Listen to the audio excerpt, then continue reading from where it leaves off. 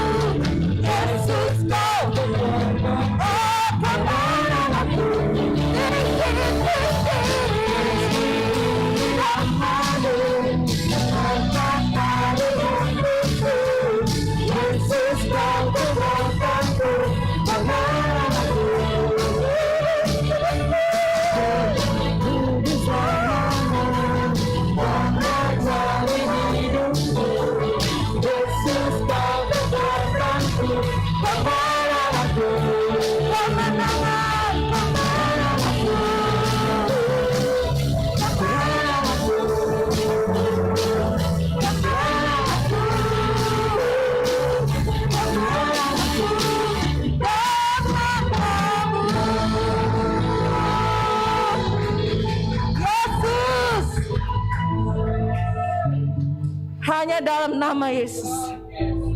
Hanya oleh kuasa darah-Mu ya Tuhan. Oh, Jesus.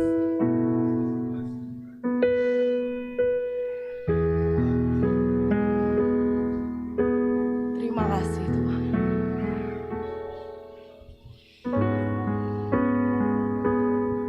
Oh, terima kasih Tuhan. Terima kasih kami melihat kuasa-Mu ya Tuhan, yang sudah mengalahkan maut. Haleluya, haleluya.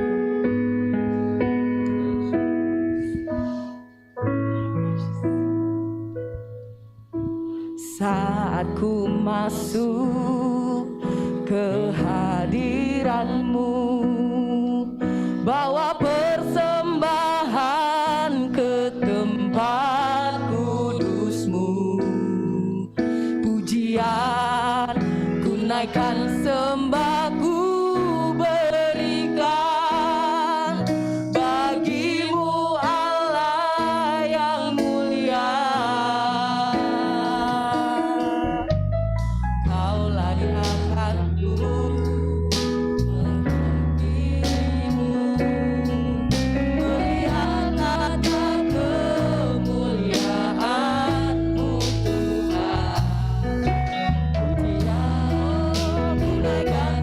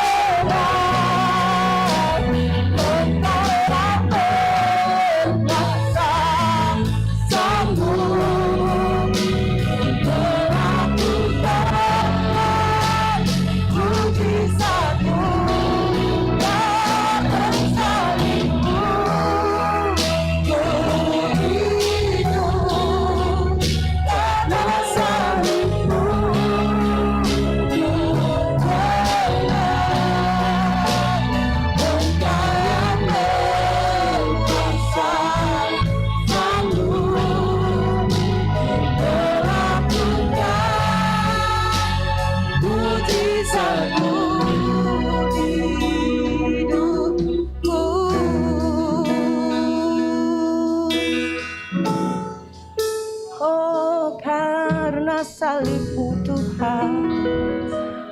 Thank you Jesus. Oh, kami mengucap syukur hanya karena karya penebusan-Mu. Kami memuji-muji-Mu Tuhan. Kau yang layak ditinggikan, Kau yang layak terima segala pujian kami. Karena salib-Mu ku hidup, Karena salib-Mu ku hanya karena menang. Engkau yang berkuasa, sanggup untuk melakukan Mujizat-Mu karena salib-Mu ku hidup, karena salib-Mu ku menang. Engkau yang berkuasa, sanggup untuk melakukan mujizat-Mu di hidupku.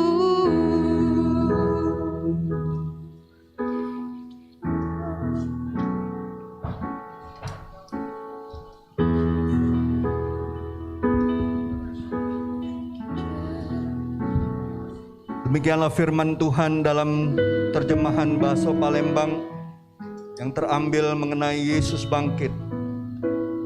Besoknya pas hari Minggu pajar, betino-betino tadi pergi ke kuburan terus ngawak rempah-rempah wangi yang lah disiap ke. Laju dia wong tu nemu ke batu penutup kuburan tu lah tergeser. Pas lah masuk, dia wong dak nemu ke mayat Tuhan Yesus. Sementara betino-betino tu masih kebingungan karena pasal tu. Tiba-tiba ada dua wong yang bajunya nyilo ke tegak di parak dia wong. Dia wong takut nian sampai-sampai nunduk ke kepala. Terus kedua wong tu ngomong cak ini, ngapo kamu nyari wong yang hidup di tempat wong mati? Dia dak katik lagi di sini, tapi dia lah bangkit. Ingatlah apa yang lah diomongkannya ke kamu pas dia masih di Galilea. Dia ngomong, amen anak manusia yang turun dari surga harus diserahkan ke tangan wong-wong berdosa, disalib ke, terus bakal bangkit lagi pas hari ketiga. Terus betino-betino tu teringat pasal apa yang diomong ke oleh Yesus. Terima kasih Tuhan. Dalam bahasa yang kami mengerti sejak kami lahir, Kau bukan hanya mati bagi kami, tapi Kaulah bangkit Tuhan. Bangkit mengalahkan maut, membuktikan bahwa Engkau adalah Tuhan yang hidup, membuktikan bahwa Kau adalah Allah yang hidup, Allah yang benar yang kami kenal di dalam nama Yesus. Dan oleh karenanya hari ini kami mau mengingat kembali bahwa kebangkitan-Mu memberikan kepastian bahwa kami pun memiliki kemenangan yang sama seperti yang Engkau miliki, roh yang sama seperti yang Kau miliki. Terima kasih Tuhan bahwa Engkau bukan hanya mati bagi dosa-dosa dan pelanggaran kami, Engkau bukan hanya mati bagi kutuk dan sakit penyakit kami, Engkau bukan hanya mati untuk kelemahan-kelemahan kami, tapi pada hari yang ketiga Kau bangkit, membuktikan bahwa Engkau Allah yang hidup. Kami bersyukur kami memiliki Allah yang hidup seperti Engkau. Kami tidak perlu takut, tidak perlu gentar lagi akan masa depan kami, karena kami percaya Yesus Kristus memegang kehidupan kami. Terima kasih Bapa, sebentar kami akan mendengarkan sabda firman-Mu. berbicaralah lebih dalam seturut apa yang Kau kehendaki, biar setiap kami memiliki pengertian yang benar mengenai Paskah, mengenai kebangkitan Kau Tuhan. Terima kasih Tuhan, kami serahkan waktu ini ke dalam tangan kasih-Mu. Hanya di dalam nama Yesus Tuhan dan Juru Selamat kami yang siap mendengarkan firman Tuhan, sama-sama saya katakan amin. Silakan duduk Bapak Ibu, saudara-saudariku yang terkasih. Selamat pagi, shalom. Selamat menyambut Paskah. Dia sudah bangkit, ada amin. Yesus sudah bangkit dan membuktikan bahwa Dia hidup. Tidak ada kuasa maut yang bisa menguasainya lagi. Amin. Ternyata kuasa maut cuman bertahan 3 hari, saudaraku. Halo, kuasa maut bertahan 3 hari. Dan iblis berpikir waktu Yesus mati di kayu salib, dia berpikir dia sudah menang. Tapi ternyata dia kalah total. Ya, dia gagal total. Ya, atas apa yang menjadi rencana Tuhan bagi setiap kita. Siapa yang percaya bahwa rencana Tuhan atas setiap kita tidak akan pernah gagal? Ada amin? Tidak akan pernah gagal. Karena jelas sekali dikatakan di dalam firman Tuhan di Ayub 42 itu, bahwa setiap rencana Allah itu tidak mungkin gagal. Amin. Jadi apapun keadaan kita hari ini, seburuk apapun kehidupan kita hari ini, separah apapun keadaanmu, baik itu karena fisik, baik itu karena ekonomi, baik itu karena keluarga, baik itu karena hal-hal yang tak terduga, percayalah rencana Tuhan atas hidupmu tidak mungkin pernah gagal. Kalau kita menyembah Allah yang hidup dan rencananya gagal atas hidup kita, berarti dia berdusta. Allah kita bukan manusia yang suka berdusta. Allah kita adalah Allah yang memegang setiap perjanjiannya dengan setia. Ada amin? Ada amin Bapak Ibu? Pagi hari ini saya mengajak saudara untuk mengingat bagaimana Yesus sudah bangkit.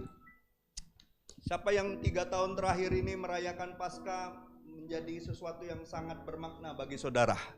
Di masa-masa pandemi yang belum selesai ini, saudara merasa nggak ada sesuatu yang jauh lebih bermakna? Ya, siapa yang percaya setiap saudara bangun pagi, saudara di masa-masa seperti ini, saudara sadar bahwa kita masih hidup, itu sebuah anugerah yang besar. Amin. Kita masih boleh hidup, itu anugerah yang besar. Banyak rekan-rekan sekerja saya yang di bawah saya umurnya sudah pada berpulang. Ya. Karena masa-masa pandemi ini. Tapi saya bersyukur setiap pagi ketika saya bangun, saya tarik nafas, Tuhan terima kasih. Terima kasih untuk anugerah kehidupan ini. Karena Tuhan belum selesai atas kita. Coba lihat orang sebelahmu. Katakan, Tuhan belum selesai atas hidupmu. Masih banyak perkara yang Tuhan mau kerjakan. Amin. Kalau kau berkeluarga, masih banyak perkara yang mau kita selesaikan.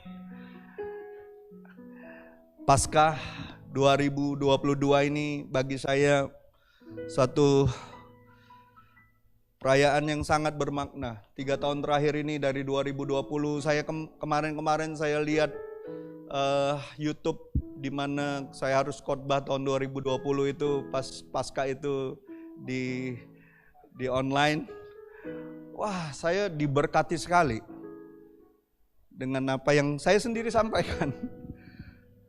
Ya, saya renungkan lagi apa yang saya sampaikan 2021. Saudara percaya nggak, waktu kita mendengar kembali firman Tuhan yang pernah diberikan Tuhan sama kita, itu akan sangat memberkati kita. Amin. Ada amin? Bapak Ibu harus belajar untuk, kalau saudara dapat sesuatu dari Tuhan, firman Tuhan, siap. HP itu bukan hanya untuk kirim pesan, kirim lucu-lucuan, kirim TikTok, bukan saudaraku. HP kita cukup canggih, kalau kita ada pesan Tuhan, firman Tuhan, simpanlah itu di dalam rekamannya. Simpan, perkatakan, ya, khotbahkan untuk dirimu sendiri. Suatu saat ketika kau mendengarnya kembali, kau akan diingatkan betapa besarnya Tuhan atas kehidupanmu. Berapa bulan yang lalu saya rekam, waktu pagi saya bangun, satu kata firman Tuhan jelas sekali mengatakan, hidup adalah Kristus, mati adalah keuntungan. Saya renungkan, tiba-tiba Tuhan, Roh Kudus katakan, ambil gitarmu. Lalu saya ambil gitar saya mulai mainkan pujian. Kata-kata itu mengalir aja.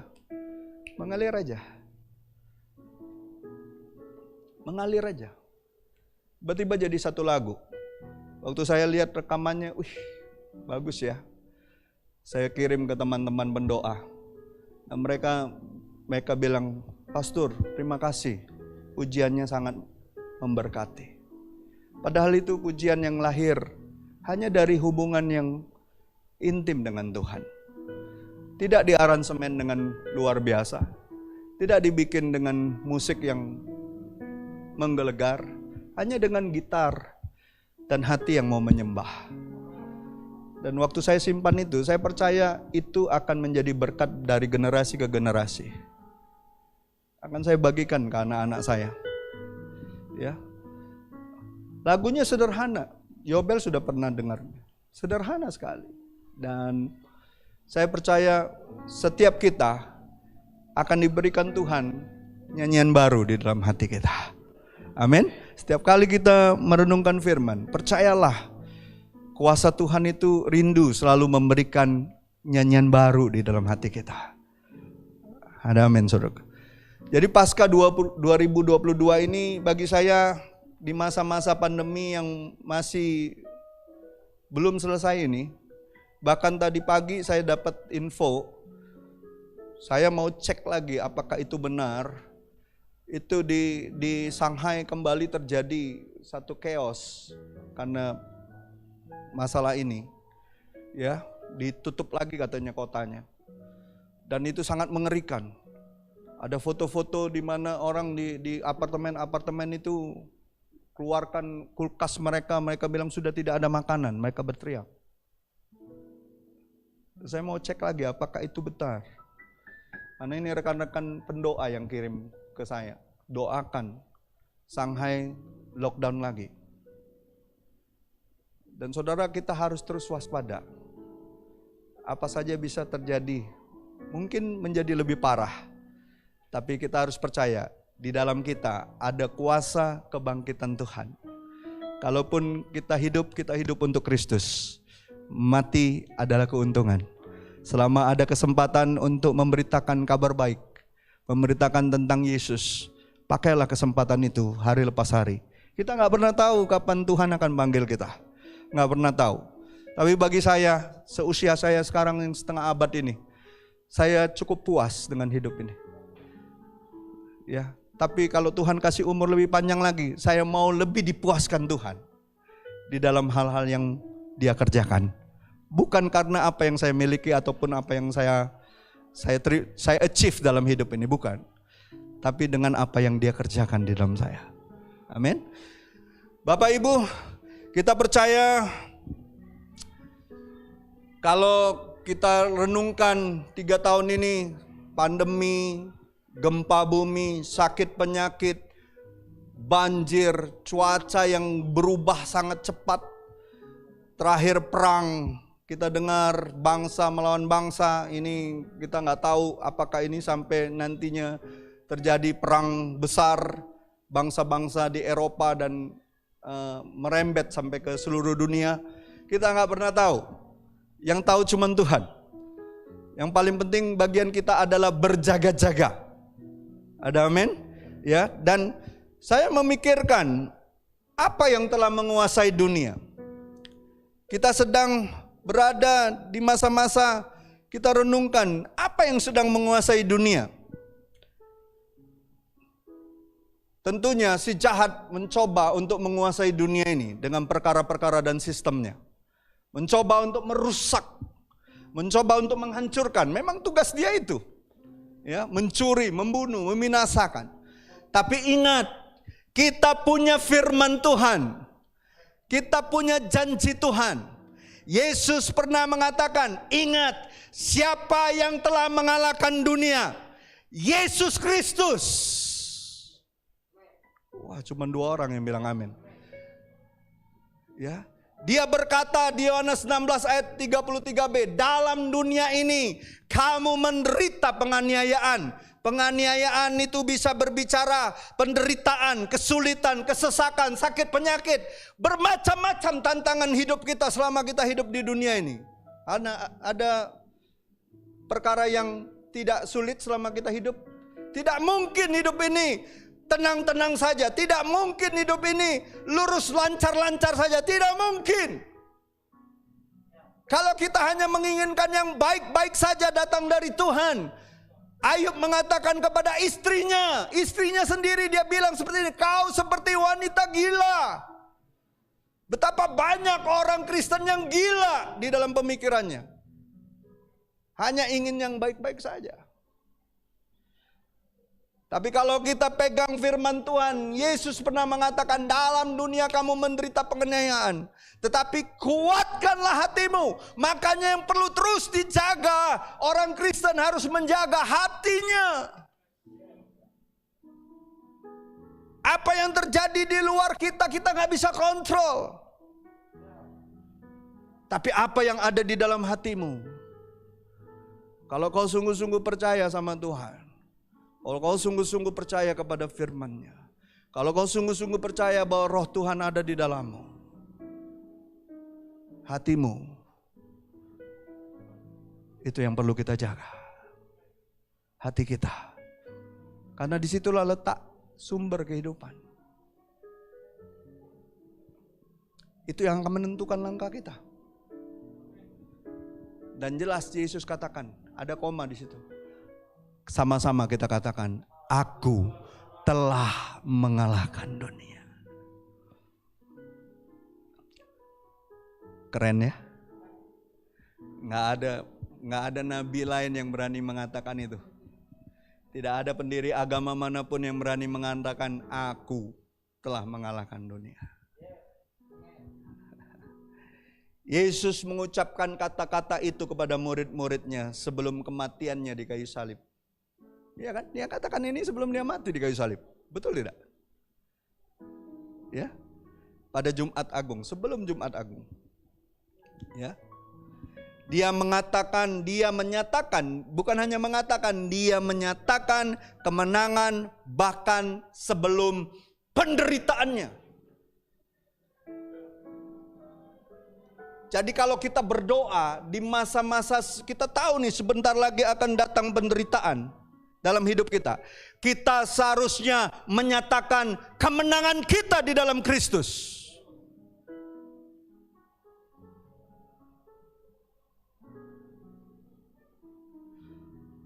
Adakah lagunya?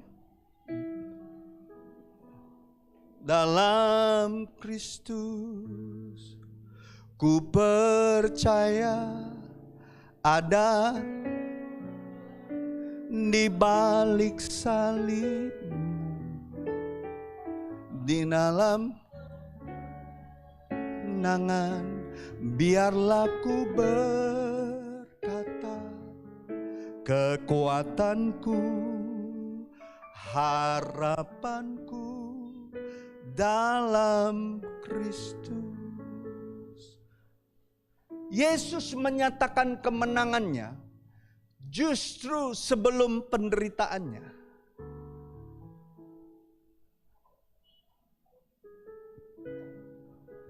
Wah, saudara nggak exciting ya mendengar gini-gini. Bahkan dia sudah melihat ke depan bahwa dia akan bangkit. Tapi sayang banyak murid-muridnya nggak percaya.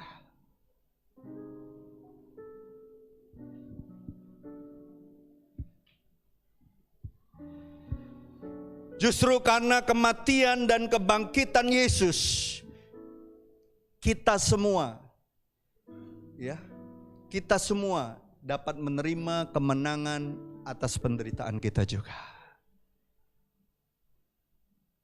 Siapa yang percaya kalau kau yakin kuasa yang sama yang membangkitkan Yesus ada di dalammu, kau juga akan bisa menang atas setiap penderitaan, kesulitan, tantangan, sakit penyakit, apapun itu. Wow, bagi saya ini berita yang terbaik yang seharusnya kita miliki dan kita simpan sebagai harta karun kita. Kita simpan di dalam hati kita. Ya. Lalu apa yang perlu kita renungkan di Minggu Paskah ini? Yang pertama saya renungkan, Jumat Agung mengajarkan kita bahwa kita mengatasi penderitaan kita dengan darah Yesus.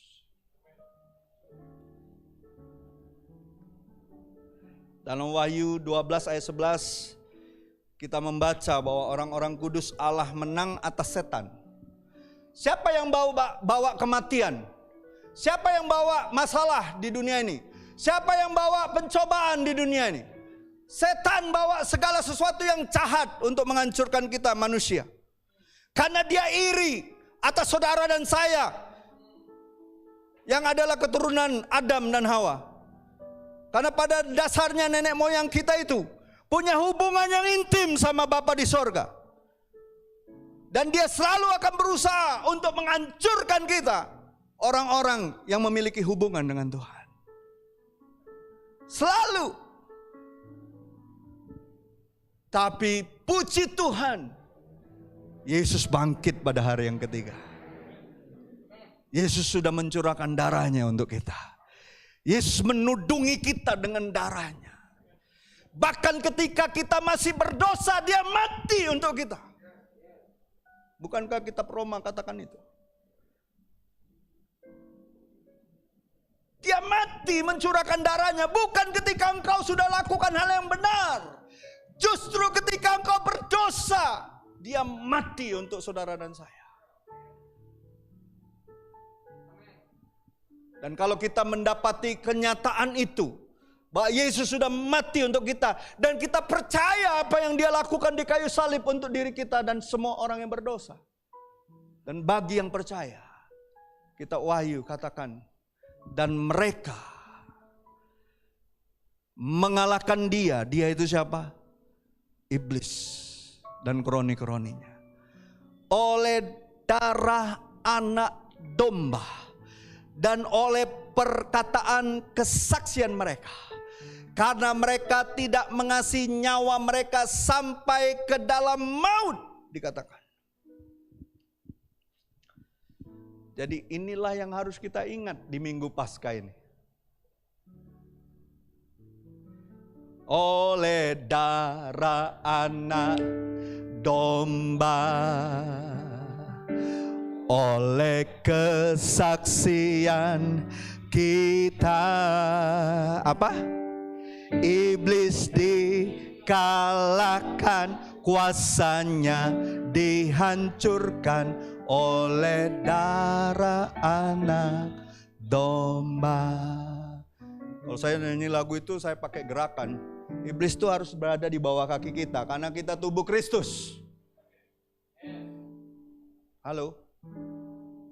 Dia tidak berhak atas hidup saudara dan saya. Dia tidak berhak atas hidupmu. Dia tidak berhak atas hidup siapapun di ruangan ini. Bahkan bagi setiap orang di dunia ini yang percaya kepada Yesus, dia gak berhak. Cuma Yesus yang berhak. Karena apa? Karena Yesus sudah beli semua orang dari segala suku, bangsa dan bahasa. Dengan darahnya dia beli. Secara de jure, secara hukum Allah, semua bangsa, bahasa, semua orang di dunia ini, segala suku sudah dibeli oleh Yesus. Tapi secara de facto masih banyak orang yang terikat oleh kuasa setan. Makanya perlu Injil, perlu kabar baik, perlu orang percaya memberitakan Injil.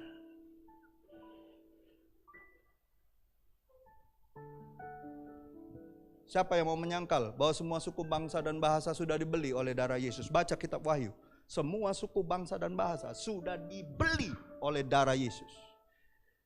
Kurang. Ada yang lebih berharga dari darah Yesus bisa membeli semua suku, bangsa, dan bahasa? Tidak ada. Tapi secara de facto masih banyak suku-suku, bangsa, dan bahasa yang masih terikat dengan kuasa setan. Makanya perlu kabar baik. Injil adalah kabar baik. Ada amin? Makanya Rasul Paulus mengatakan alangkah indahnya kedatangan orang yang membawa kabar baik. Saudara baca, saudara buka handphone, lihat TV, lihat berita, sedikit sekali kabar baik. Semuanya kabar buruk. Semuanya kabar yang melemahkan kita. Makanya saya gak mau lagi nonton berita-berita gitu. Mendingan saya baca Alkitab, saya baca buku-buku yang menguatkan iman kita. Ya sekali-sekali bolehlah dengar. Sama seperti kalau kita naik motor, naik mobil, sekali-sekali kan boleh lihat kaca spion, betul gak? Supaya kita tahu apa yang ada di belakang kita, betul gak? Ya tapi kalau terus-terusan lihat kaca spion, gak tahu depan kelantum katanya tumbur. Betul?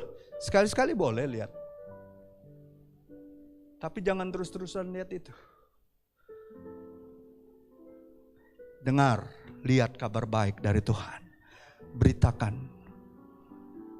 Percayalah. Percayalah. Apa yang kau tabur tidak pernah sia-sia. Karena apa? Sesungguhnya orang itu adalah milik Kristus. Kalau Tuhan yang menjamah dia akan datang kepada Tuhan. Apa yang kau tabur tidak akan kembali sia-sia. Jadi jangan pernah takut memberitakan kabar baik. Ya. Jadi ketika Yesus menumpahkan darahnya,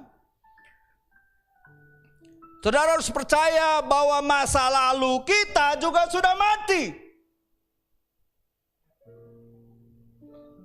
Bukan hanya masa lalu kita, rasa malu kita juga sudah mati. Penghukuman saya dan ketakutan saya seharusnya sudah selesai. Semua yang dikaitkan tentang hidup kita di masa lalu yang sudah lama itu sudah mati. 2 Korintus 5 ayat 17 jelas sekali mengatakan, jadi siapa yang ada di dalam Kristus? Saya mau pastikan orang di ruangan ini bahwa saudara adalah orang yang di dalam Kristus. Ia adalah ciptaan baru. Yang lama sudah berlalu, sesungguhnya yang baru sudah datang. Ku telah mati dan siapa berani ngomong itu? Cara hidupku yang lama apa? Semuanya sia-sia dan tak berarti lagi hidup ini. Saudara berani letakkan? Pada mezbamu ya Tuhan. Apa?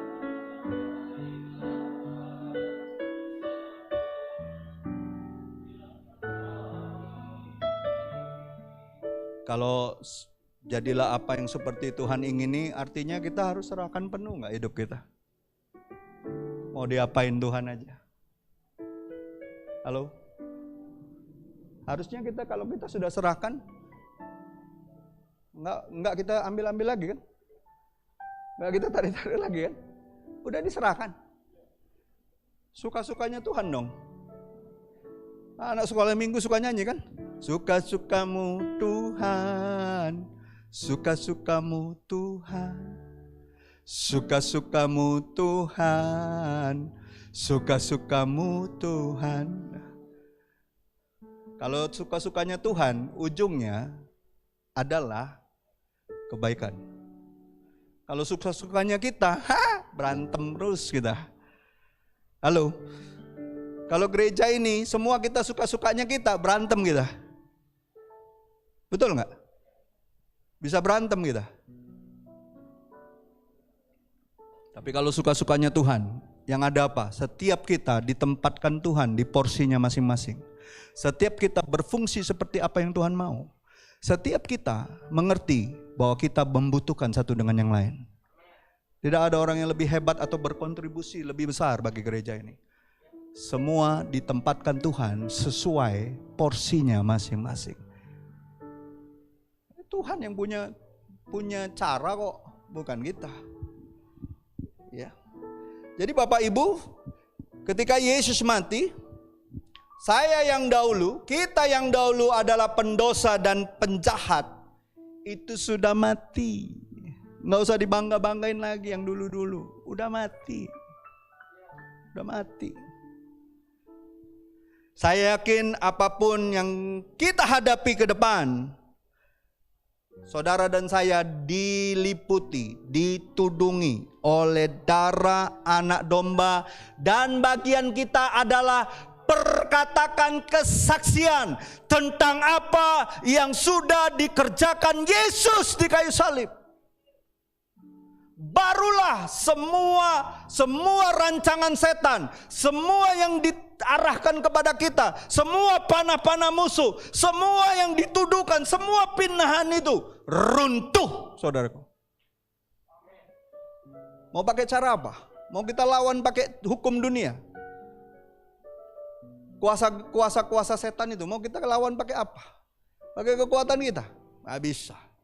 Cuma darah anak domba dan kesaksian kita tentang apa yang dikerjakan Yesus. Bukan kesaksian, banyak orang bersaksiannya hanya tentang dirinya. Oh, aku diberkati, aku ngalamin ini, aku ngalamin. Kesaksian harusnya tentang Yesus. Apa yang sudah dilakukan Yesus di kayu salib, itu yang harusnya kita saksikan. Makanya saya bilang sama Pak Kristen, saya kalau dengar orang cuma kesaksian berkat ini berkat itu, seolah-olah kita nggak diberkatin aja. Dia nggak tahu apa yang sudah kita alami. Halo? Tapi kalau kita bersaksi ujungnya tentang Yesus, segala kemuliaan kita lenyap. Kita makin kecil, Tuhan makin besar. Siapa yang percaya mulai pasca ini kau sadar apapun tantangan hidupmu, kau sudah ditudungi oleh darah Yesus. Dan mulai hari ini apapun kesulitanmu, apapun tantanganmu, seburuk apapun kehidupanmu, biarlah mulut kita dipakai untuk kesaksian tentang Tuhan.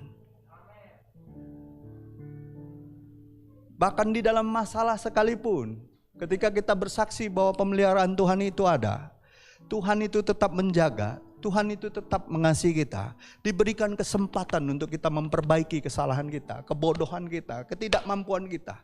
Itu juga kesaksian. Jangan malu untuk bersaksi. Walaupun keadaanmu belum berubah saat ini, tapi kau sadar ada tangan Tuhan yang sedang menuntunmu. Jadikan itu kesaksian. Jangan nunggu keadaan jadi lebih baik dulu baru bersaksi. Bersaksilah ketika kau sadar di dalam kebodohanku Tuhan, aku tahu kau masih pegang tanganku. Mungkin ada orang yang lebih susah dari kita, dan dia belum sadar penyertaan Tuhan. Yusuf itu jadi budak, tapi orang-orang kaya yang dia perkaya menyadari bahwa dia bisa bekerja dengan kemampuan terbaik itu karena penyertaan Tuhan. Jadi sadarilah penyertaan Tuhan dalam hidup kita jauh lebih berharga daripada harta dunia ini. Sadar itu.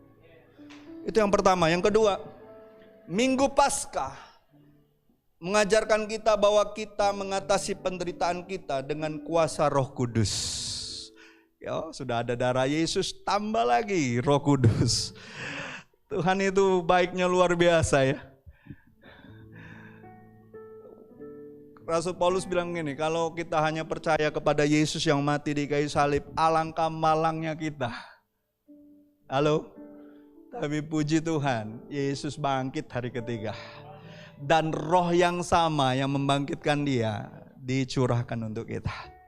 Amin. Dia gak mau kita jadi anak yatim piatu. Ada amin. Saya gak tahu di sini sudah ada gak yang anak yatim piatu. Ada yang yatim piatu di sini? Yatim piatu, Ibu? Sama Bu, kita Bu, yatim piatu. Saya sudah berapa belas tahun yang lalu, yang mama saya sudah 20 berapa tahun yang lalu meninggal. Ya, 26, 27 tahun yang lalu. Menderita. Karena kami 5 laki-laki. Nggak mungkin mampu ngurusin bapak kita yang laki-laki. Selesai pencobaan kita? Belum selesai. Yang tahu cerita keluarga saya pasti tahu betapa pedihnya penderitaan itu. Tapi itulah, Yesus tidak pernah menjanjikan kita jalan akan selalu rata. Ada amin. Bukan hanya yang manis-manis. Kebanyakan makan kembang gula, gigi rusak. Diabetes. Ujungnya apa? Kematian.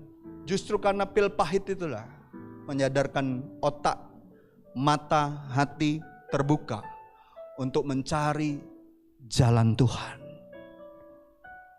Berdoa, berseru, berserah, mengerjakan apa yang Tuhan perintahkan. Coba kita lihat dalam Roma 8 ayat 11, kita baca sama-sama. Rasul Paulus menulis. Kita baca sama-sama karena ini satu ayat. 2, 3. Dan jika roh Dia yang telah membangkitkan Yesus dari antara orang mati diam di dalam kamu, maka Ia yang telah membangkitkan Kristus Yesus dari antara orang mati akan menghidupkan juga tubuhmu yang fana itu oleh rohnya yang diam di dalam kamu. Jadi jika kita adalah pengikut Yesus, maka roh yang sama, yaitu Roh Kudus, ya, yang membangkitkan dia dari kematian, hidup di dalam diri kita. Itu bukan roh biasa, itu bukan roh nenek moyang, itu roh yang dari sorga, roh yang adalah satu dengan Bapa di sorga. Roh yang membangkitkan Yesus dari kubur itu.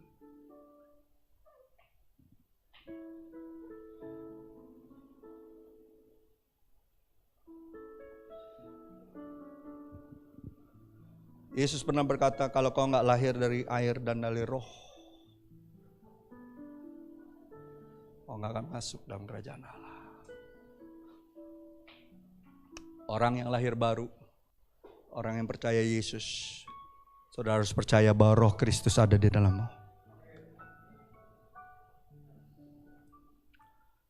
Dan itu hanya bisa kita terima dengan iman. Apa yang dibuat Tuhan itu hanya bisa kita terima dengan iman. Kemarin saya layani dua anak laki-laki. Udah bekerja sih, pemuda lah. Namanya, nama Alkitab. Nama Alkitab dua-duanya. Tapi dari cara nanyanya ke saya tahu mereka gak percaya sama firman Tuhan.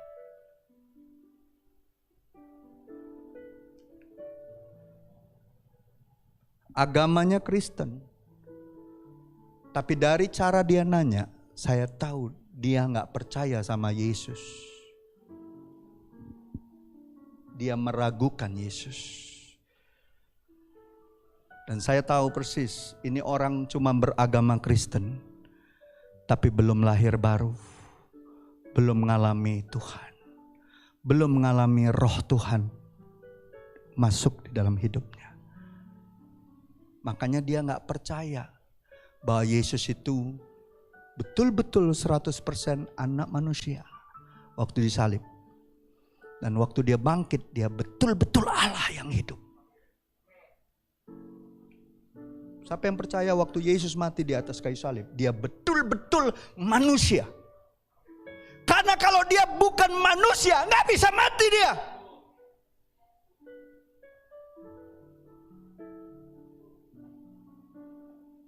Pemikiran yang begitu simpel saja masih terhalangi oleh pikiran-pikiran dari dunia ini. Karena terlalu banyak belajar agama palsu. Toko sebelah dipelajari. Toko sebelahnya lagi dipelajari. Sebelahnya lagi dipelajari. Cak nak bandingkan harga dia tuh. Harga minyak goreng di sini lebih murah kali. Ngikut Tuhan harganya mahal. Tapi ngikut dunia harganya jauh lebih mahal. Karena ujungnya maut.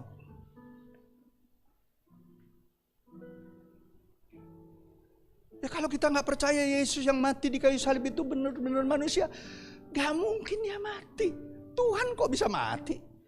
Nggak mungkin. Kalau keilahian dia sebagai Allah itu melekat terus di dalam dia, nggak mungkin dia mati. Makanya dia berteriak, Eloi, Eloi, lama sabachthani. Anaknya teman saya pendeta, pas dapat pertanyaan itu di sekolah, waktu pelajaran agama, ujian agama, Eloi, Eloi, lama sabachthani, artinya, Bapa, Bapa, di manakah engkau? Salah kata gurunya, Bapa, Bapa, kenapa kau tinggalkan aku? Oh, kirain bapaknya masih dicari-cari. Kenapa Yesus katakan itu? Itu kan dalam bahasa Ibrani, bahasa Aram, Eloi, Eli, Eli, Eloi, Eloi, sama Bapa, Bapa. Mengapa kau tinggalkan aku? Karena dosa dan kejahatan saudara dan saya, itu yang memisahkan dia dari Bapaknya. Itu yang memisahkan keilahian dia dari Bapaknya. Itu yang menyakitkan. Itu yang memisahkan. Saudara kalau saksikan, saya nonton film kemarin itu sudah berkali-kali. Tidak pernah bisa tahan. Betapa jahatnya manusia itu. Termasuk saudara dan saya. Dia datang kepada milik kepunyaannya. Tapi milik kepunyaannya menolak dia. Menyedihkan.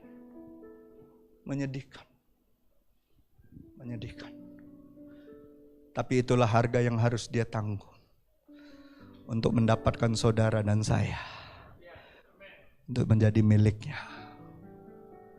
Bagi saya itulah kabar terindah waktu saya bertobat. Terima kasih Tuhan. Itulah kabar yang membuat hati saya dijamah. Berubah dari hari lepas hari ketika saya renungkan perkataan firman-Nya yang adalah surat cintanya bagi saya. Alkitab bukan hanya kitab yang berisi perintah-perintah. Alkitab itu isinya adalah surat cintanya bagi kita. Saya pernah jatuh cinta sama Ibu Irma. Dan akan terus jatuh cinta sampai kami mati.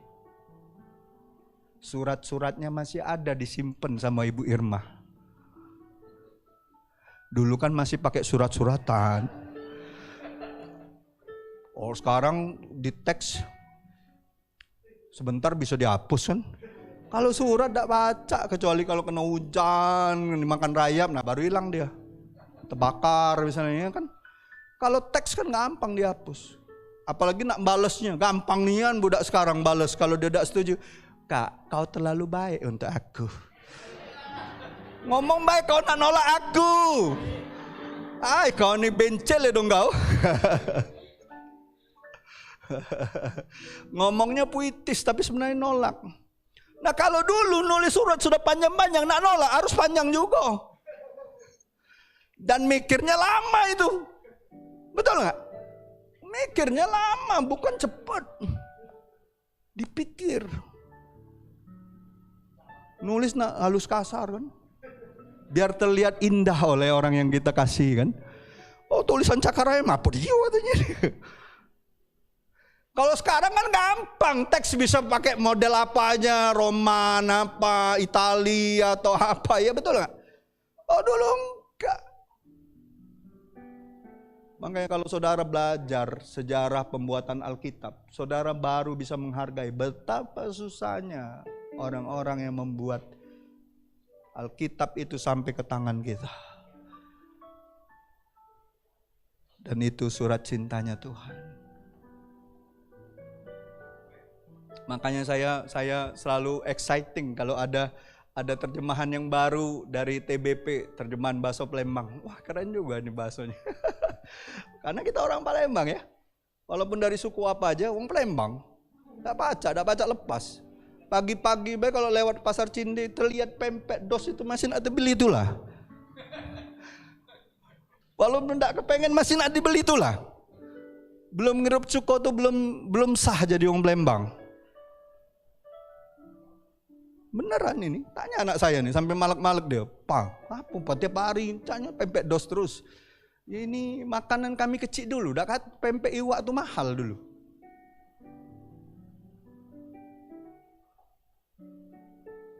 Halo. Jadi Bapak Ibu, siapa yang percaya apa yang sudah dilakukan oleh Tuhan ketika dia mati dan ketika dia curahkan Roh Kudus ada di dalam kamu. Setiap orang yang percaya kepada Yesus, Roh Kudus sudah ada di dalam dirinya. Ya, jangan ngatain saudara kita yang belum punya karunia roh.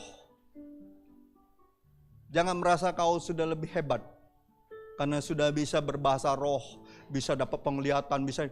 Jangan. Saya sebagai hamba Tuhan di gereja ini saya mau kasih tahu, jangan. Semua gereja Tuhan mengalami yang namanya kuasa roh. Ketika mereka percaya kepada Yesus, Roh Kudus itu tercurah atas hati mereka. Karunia-karunia itu ada kalau kita memang menginginkannya dan memintanya. Rasul Paulus mengatakan, aku lebih senang berkata-kata dengan 5 kata-kata bahasa yang bisa dimengerti manusia daripada beribu-ribu kata dalam bahasa roh yang tidak dimengerti oleh manusia. Makanya saya bisa bergaul dengan siapa saja hamba Tuhan. Saudara tahu sendirilah, saya bisa khotbah di gereja Metodis, saya bisa khotbah di gereja Baptis, saya bisa khotbah di gereja Injili. Kenapa? Karena bagi saya kita adalah tubuh Kristus. Doktrin, dogma tidak seharusnya memisahkan kita.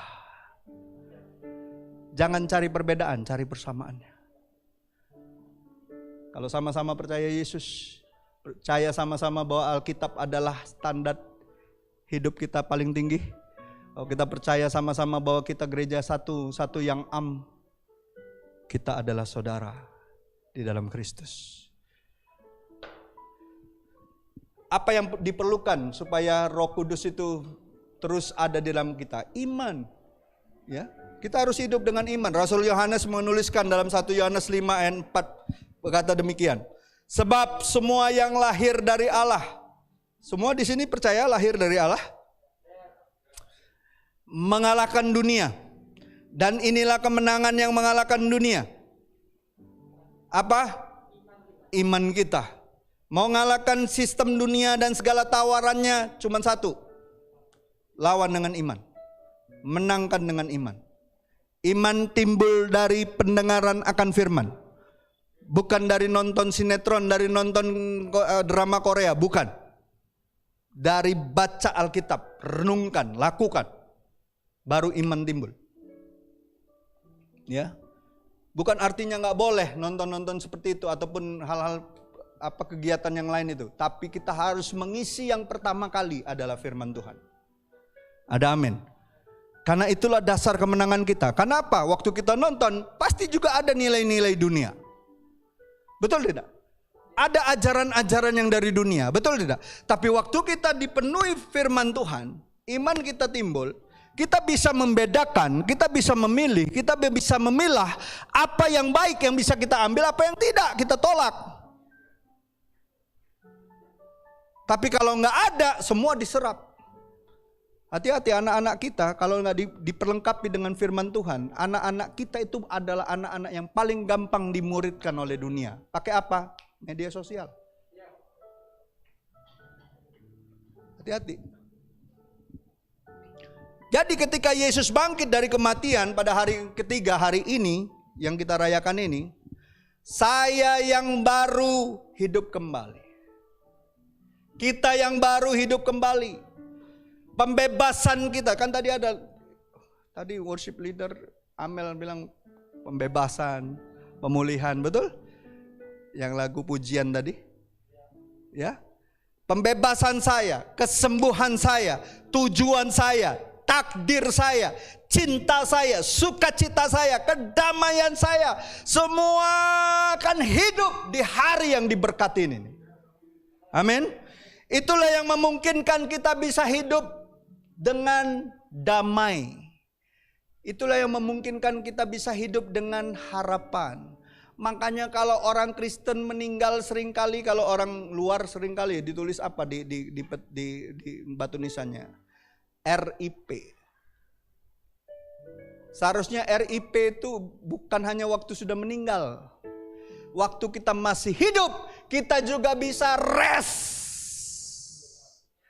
Waktu mengalami kelemahan, waktu mengalami kelelahan, waktu mengalami masa-masa sulit, kita bisa beristirahat di dalam hadirat Tuhan. Itu semua terjadi karena Yesus sudah bangkit. Kalau Yesus nggak bangkit, alangkah malangnya kita.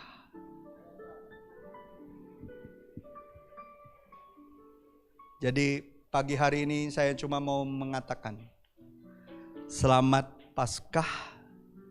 Semoga kita ingat bahwa kita dapat mengatasi apapun di dalam kehidupan kita. Karena Yesus telah mengalahkan maut. Amin. Mari kita sama-sama merayakannya. Anak Allah Yesus namanya. Saya undang semua bangkit berdiri, kita akan memuji Tuhan. Karena kita tahu kita sudah menang. Yesus sudah menang.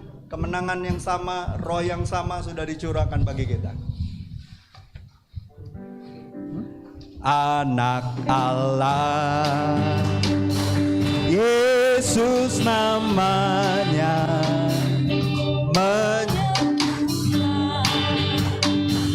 menyucikan, bahkan mati, tebus dosaku, kubur kosong membuktikan Dia hidup. Sekali lagi, anak Allah. Anak Allah. Siapa? Yesus namanya, menyembuhkan, menyucikan, bahkan mati, tebus dosaku, kubur kosong membuktikan Dia hidup. Dia hidup hari esok. Yes, sebab Dia hidup. Kita gak perlu gentar, karena Tuhan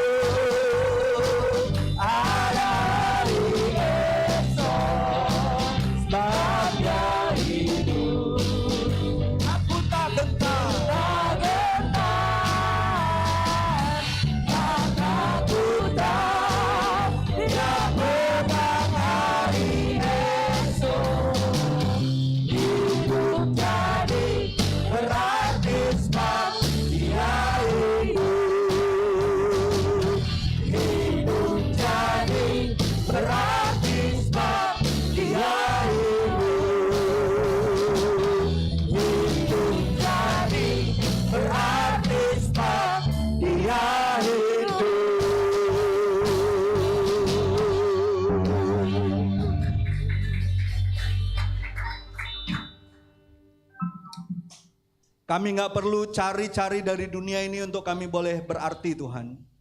Yes. Karena kami tahu karena Engkau hidup 2000 tahun yang lalu, Engkau bangkit dari kematianmu dan Engkau menyatakan dirimu sebagai Allah yang hidup.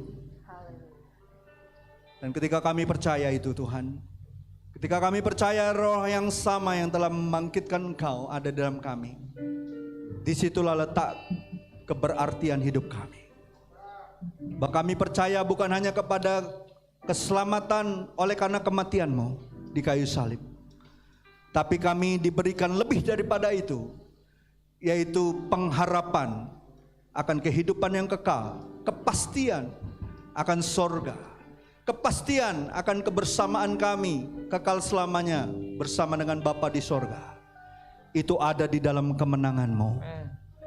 Terima kasih Tuhan untuk firman-Mu yang meneguhkan dan menguatkan kami. Kami percaya Tuhan mulai hari ini, apapun keberadaan kami, darah Yesus menundungi kami. Yes. Tidak ada satupun perkara-perkara yang jahat yang dapat memisahkan kasih-Mu Bapa atas hidup kami. Amin. Karena kami ditudungi, dinaungi oleh darah Yesus. Yes.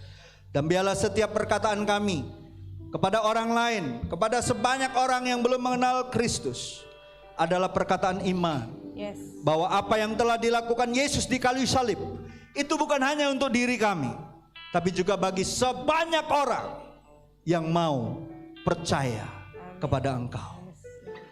Kami juga mau menjadi orang-orang yang sadar ya Tuhan, bahwa ketika kami hidup, Roh-Mu beserta kami.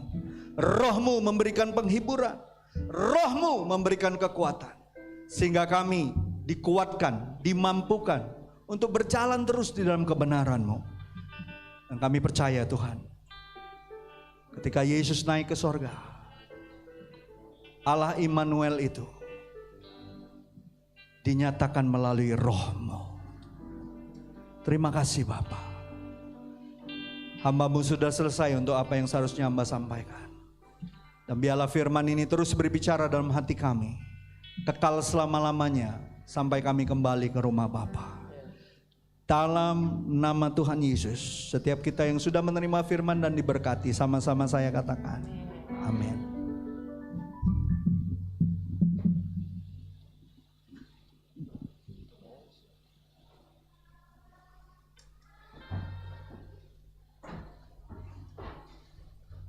Salam Bapak Ibu semuanya. Selamat Paskah ya Bapak Ibu ya. Sebelum kita memberi, saya mau kasih saksian sedikit ya.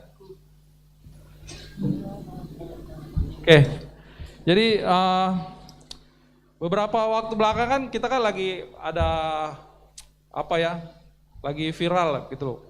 Jadi ada ceritanya satu orang yang jadi korban begal. Nah, mungkin Bapak Ibu pernah ngikutin ya. Jadi Bapak ini membela diri gitu loh. Dan akhirnya begalnya harus meninggal 2 orang. Ngikutin ya. Jadi tiba-tiba dia diproses dari tersangka. Dan banyak orang tuh akhirnya marah. Banyak orang tuh marah. Dan tidak terkendali. Ada yang sampai mengait-ngaitkan ke sini, seolah-olah itu satu hal yang sangat buruk sekali gitu. Nah, apa hubungannya dengan peristiwa hari ini kebangkitan Tuhan gitu. Hal ini mengajarkan saya ya Bapak Ibu ya. Sebelum saya sampaikan hubungannya apa, saya mau bilang dulu ya, sebetulnya yang korban begal itu dia ya memang harus melewati proses gitu loh. Karena ada 2 orang yang sampai kehilangan nyawa gitu loh. Jadi bagi saya itu suatu proses yang memang harus begitu. Saya kebetulan kuliahnya di Fakultas Hukum gitu. Itu memang harus begitu gitu loh. Nah, kalau belakangan kita dengar bahwa penyelidikannya dihentikan, ya memang prosesnya seperti itu. Tetapi tidak bisa gitu loh, kita artinya ketika ada satu peristiwa, udah dianggap karena ini membela diri, selesai begitu saja, tidak bisa gitu. Nah, hubungannya apa ya? Hubungannya adalah ketika saya bertanya gitu loh, kenapa Tuhan mesti mati untuk menebus dosa? Orang sebelah pernah nanya ke saya gitu, Tuhan itu kan mengampuni, bukan mati untuk dosa, dia bilang begitu. Logikanya benar gitu loh. Tuhan itu kan maha pengampun, ya tinggal ampuni aja. Kenapa harus mati gitu? Nah, hal yang begini ya, ini bagi saya ada kaitannya gitu. Tuhan, dia sejak awal, sejak ada Adam dan Hawa, itu sudah memberikan perjanjian. Jadi semua perjanjian Tuhan, kita hidup ini juga hidup karena percaya, hidup karena janji Tuhan. Perjanjian yang pertama, yang diakumulasi dengan segala pemberontakan manusia, kelemahan kita yang terbukti gak bisa kita penuhi, bagian kita itu ditutup, harus ada kompensasinya, gitu. Harus ada penyelesaiannya dulu, sebelum Tuhan mau buat perjanjian yang baru. Penyelesaiannya adalah darah Yesus. Tuhan harus tutupin dulu. Gak bisa yang lama, kita kalau buat perjanjian dengan orang, kita bilang batal, kita ulang lagi, gak bisa. Tuhan gak bisa berbohong. Makanya bagi saya, peristiwa yang harus terjadi oleh Bapak Begal itu, korban Begal itu menggambarkan betapa Tuhan itu juga mencintai proses.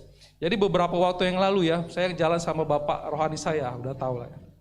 Jadi dia ada ngomong begini, melewati sebuah proses itu adalah anugerah, dia bilang. Jadi bukan hanya tiba pada titik tujuannya, itu anugerah, enggak. Melewati proses itu pun adalah sebuah anugerah. Ketika kita melakukan bagian kita, ketika kita sebelum melakukan bagian kita, kita sudah ngerti dulu apa yang Tuhan rancangkan bagi kita gitu.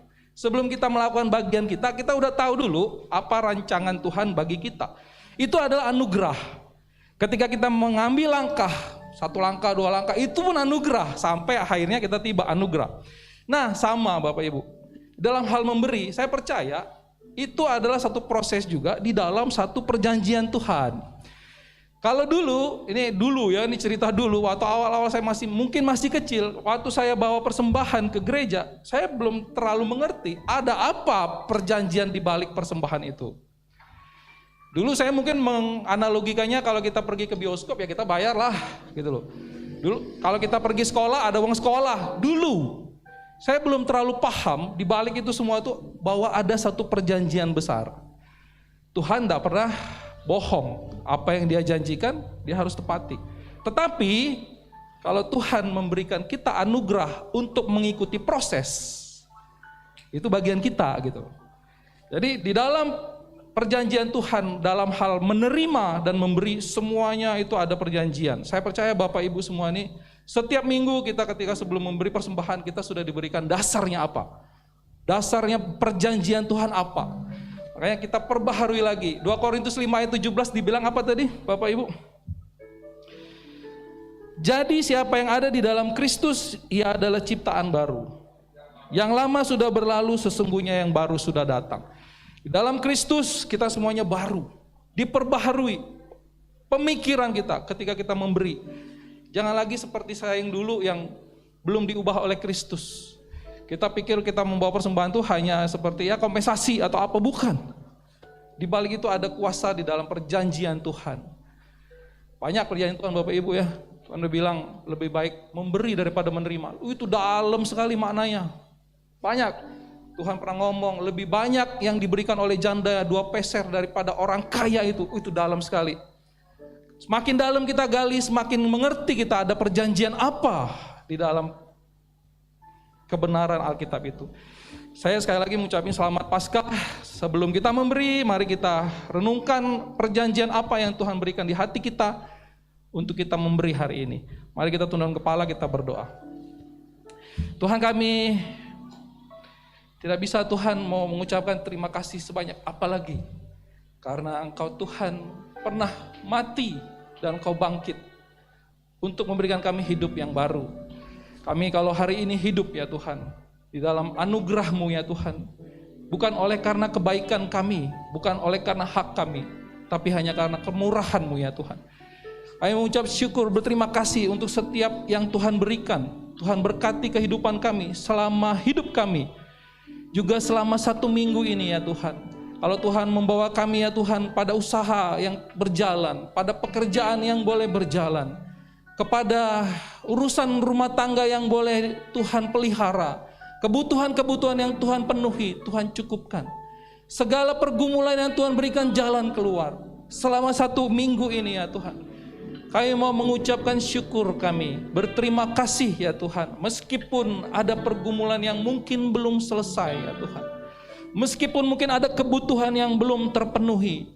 Ada mungkin beban pikiran yang belum kami tahu solusinya ya Tuhan. Tetapi sebelum itu kami boleh terima jawaban. Kami percaya kami sudah menang di dalam iman kami ya Tuhan.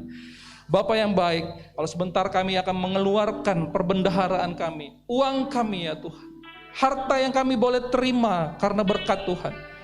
Bahwa hati kami ya Tuhan punya iman, punya pengertian, menyimpan janji-Mu ya Tuhan, membawa persembahan dengan hati-hati ya Tuhan.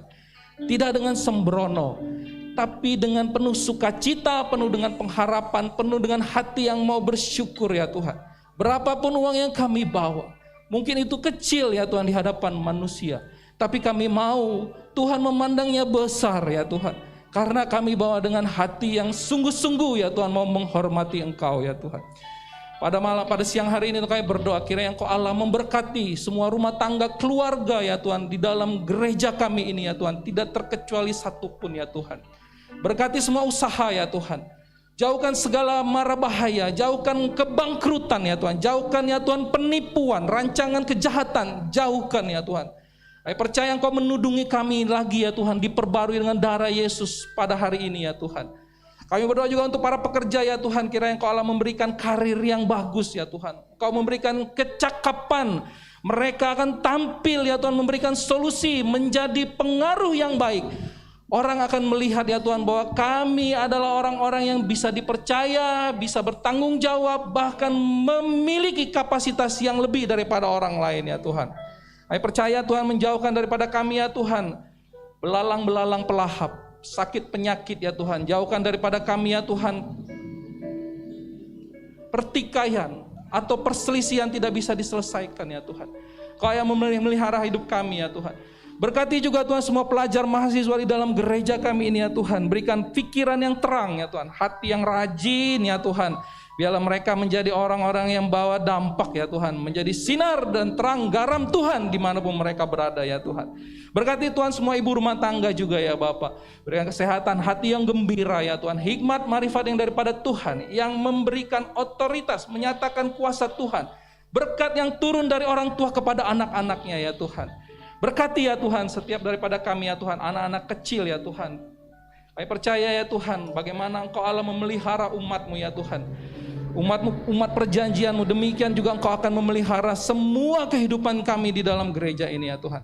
Terima kasih ya Tuhan, kami siap memberi sekali lagi ya Tuhan. Ajari kami ya Tuhan untuk memberi, menyenangkan hati Tuhan. Di dalam nama Yesus, setiap yang mau memberi, sama-sama kita katakan amin. Silakan Bapak Ibu. Dengan apa kan ku balas segala kebaikan-Mu, segenap hatiku menyembah-Mu Yesus. Ku bersyukur padamu, dengan apa kan ku balas segala kebaikan-Mu, segenap hatiku menyembah-Mu Yesus. Ku bersyukur padamu selamanya. Baik, sebelum persembahan dan pengumuman, kita sama-sama mau menyaksikan karya dari anak-anak sekolah minggu, bagaimana pemahaman dan makna mereka mengenai Paskah. Sudah siap? Oke, kami persilakan.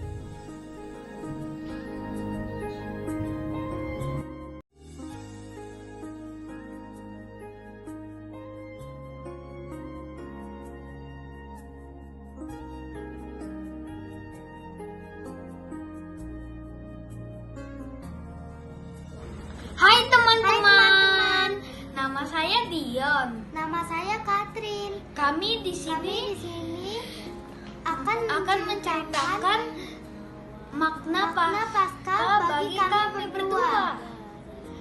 Adek, kamu tahu gak arti Paskah? Nggak tahu, emang kamu tahu? Tahu sih, tapi dikit. Emang makna Paskah itu apa? Paskah itu hari kebangkitan Tuhan Yesus. Dia disalibkan, terus mati, tapi bangkit kembali pada hari ketiga. Bangkit. Serem. Ih, serem. Jadi hantu dong. Ya enggak lah, dia kan Tuhan. Bukan hantu, dia naik ke surga untuk menyediakan tempat di surga buat kita nanti kalau sudah mati. Wah, asik dong. Nanti pas kita mati bisa masuk surga. Iyalah, Terus kenapa Yesus disalib? Emang dia salah apa? dia itu sebenarnya gak salah apa-apa. Kita yang salah, tapi dia rela disalib gantiin kita, Dek, karena kasihnya kepada kita. Oh, wah, luar biasa ya Yesus. Terus kalau seandainya dia tidak bangkit, bagaimana dong? Kita yang mati, Dek. Emang kamu mau disalib kayak Tuhan? Ih, takut ya? Enggak lah, kan sakit. Baik banget ya Tuhan Yesus mau mati untuk kita, Dion. Iyalah, Terus kamu tahu dari mana Dion tentang makna Paskah? dari buku lah, Dek. Buku apa, Dion? Buku Alkitab lah. Dek, masa buku resep? Hehehe. Sebagai rasa syukur kita, yuk kita bacakan puisi buat Yesus. Ayo. Kebangkitan Yesus. Yesus, kau telah bangkit. Ya, engkau telah bangkit. Matahari, bulan dan bintang tersenyum cerah mendengar kebangkitanmu. Langit berdandan menyambut kebangkitanmu. Hewan di laut, udara dan darat menari-nari menyongsong kebangkitanmu. Bunga-bunga menghias diri karena kebangkitanmu. Betapa dunia gegap gempita menyaksikan kebangkitanmu. Kau telah bangkit mengalahkan maut. Kekuatan militer pun menjadi ciut.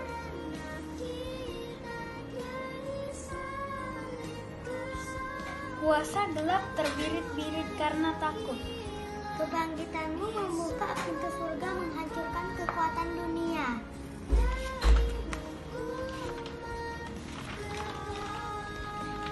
Memberi harapan bagi yang percaya. Terima kasih Tuhanku, Kau telah memberi harapan baru bagi anak-anakmu yang setia mengikutimu. Bye bye. Terima kasih. Bye bye.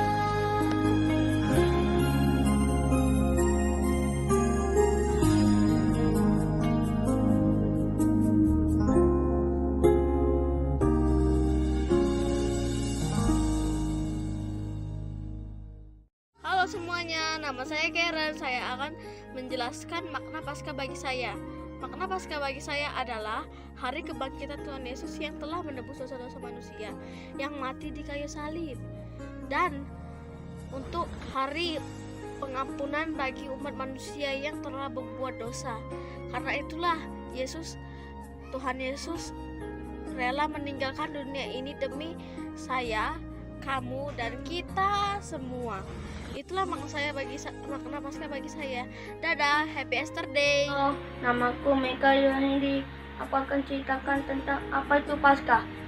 Mengapa Tuhan Yesus mati? Karena Tuhan Yesus mati karena ingin menebus dosa-dosa kita. Apa itu Paskah? Paskah adalah hari raya kebangkitan Tuhan Yesus. Mari kita buka firman Tuhan.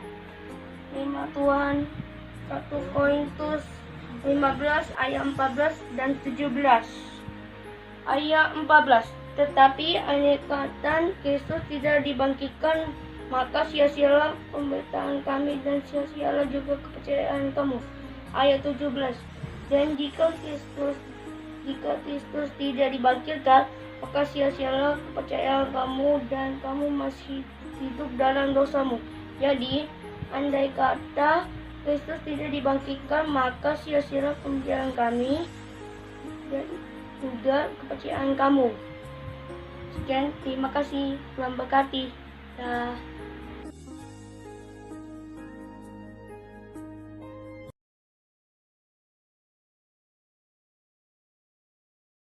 Anak-anak ditabur benih firman kebenaran, tetap bertumbuh. Oke, terakhir akan ada persembahan pengumuman. Itu aja dari saya. Selamat hari Minggu, Tuhan memberkati.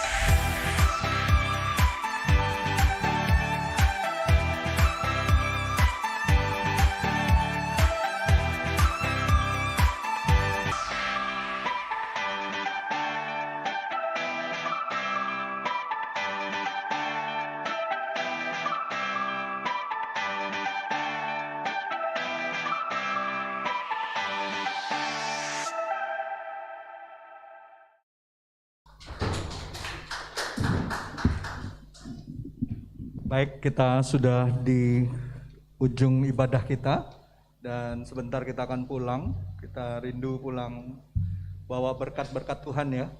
Dan kita rindu dimanapun kita berada kita jadi berkat.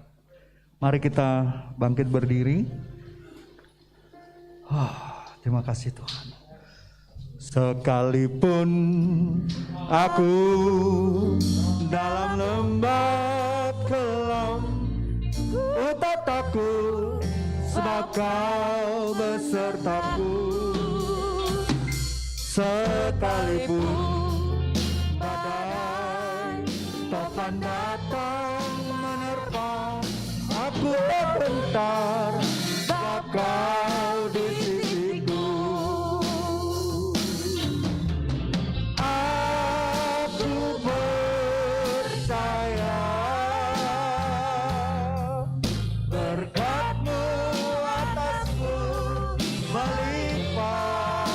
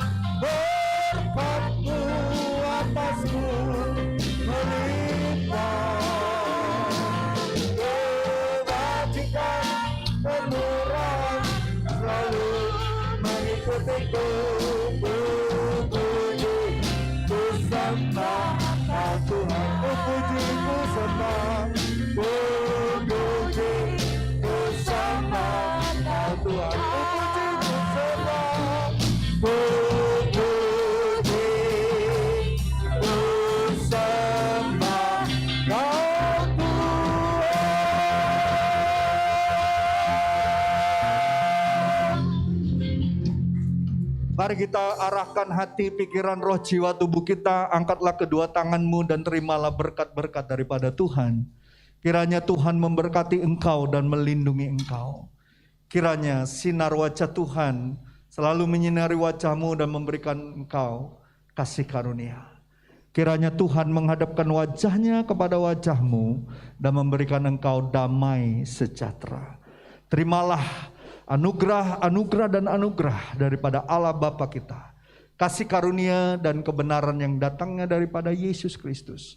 Penghiburan dan penyertaan Roh Kudus membawa kita tetap taat dan setia sampai Yesus datang kedua kalinya Maranatha, bahkan sampai selama-lamanya. Kita tutup doa berkat ini dengan kita berdoa sebagaimana Tuhan Yesus ajar kita berdoa. Bapa kami yang di sorga, dikuduskanlah namamu, datanglah kerajaanmu, jadilah kehendak-mu di bumi seperti di sorga. Berikanlah kami pada hari ini makanan kami yang secukupnya, dan ampunilah kami akan kesalahan kami, seperti juga kami mengampuni orang yang bersalah pada kami, dan janganlah bawa kami ke dalam pencobaan, tapi lepaskan kami daripada yang jahat, karena Engkaulah yang mempunyai kerajaan dan kuasa dan kemuliaan sampai selama-lamanya. Amin, amin, dan amin. Selamat hari Minggu, selamat Paskah. Sampai ketemu lagi minggu depan. Tuhan Yesus memberkati. Shalom.